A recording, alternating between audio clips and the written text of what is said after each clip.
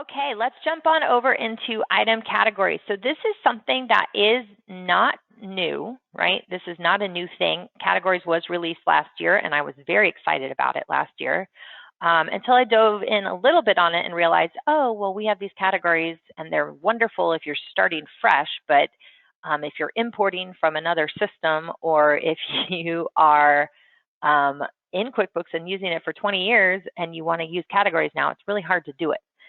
So it was a great feature.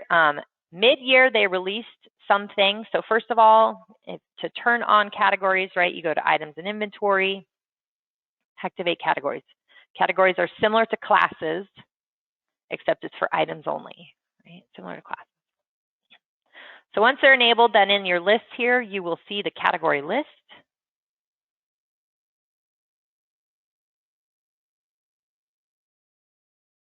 And now we have a different view for categories, right? When it first was released, it was just a field on the item. Now we have this way to mass edit and update categories. So a couple things that have changed, this was mid-year release again, is you have this view, that's new. You do have the ability to, over here, it's usually, I always do this because it's what you do everywhere else, but you right click on the columns to customize columns, but you come down here to items, you can customize the columns so you can add additional fields or remove fields if they're not important to you. So that's nice.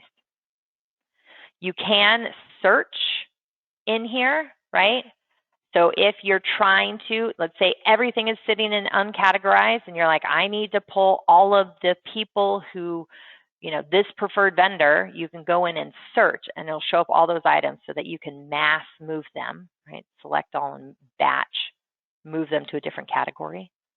So this search is kind of similar to find and replace, makes it a lot faster.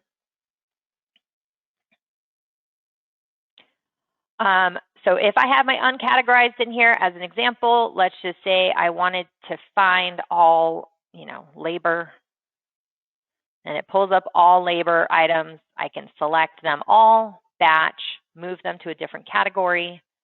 I can add a new category called services. Okay. And then all of them are now moved under services. One thing that I like a lot about this too, so this is removing the need to have header and sub items. No more header and sub items needed.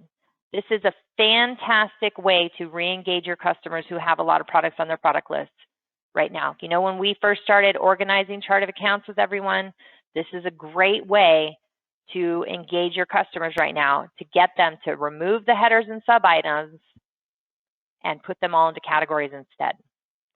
One of the things I really like is notice that when I click on pool stuff, it does not show me anything. Let me reset there so you really know. If I click on pool covers, it shows me what's under pool covers. So it does not roll up. And I really like that. It makes it easier for me to see whether or not things are there.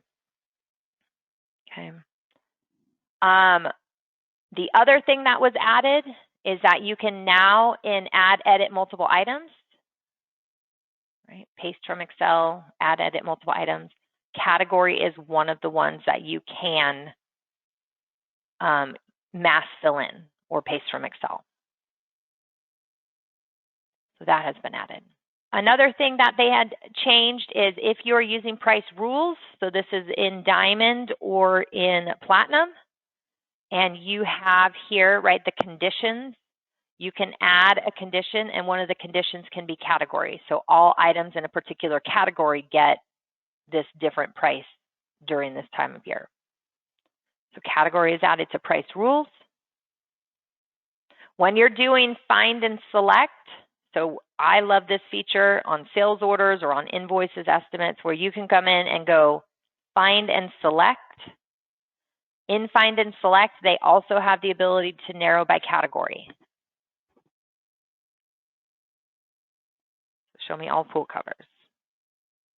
Show me all drums.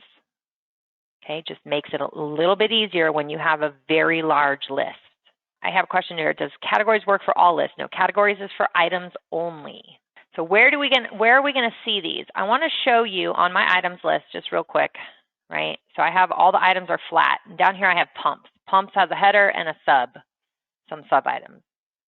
I want to show you what this categories does. There are 3 main reports.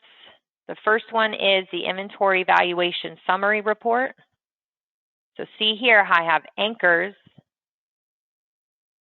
If I look at my category list, anchors, parts. I have anchors and parts and then inventory. So it subtotals by category first, subcategory second, and then by item type.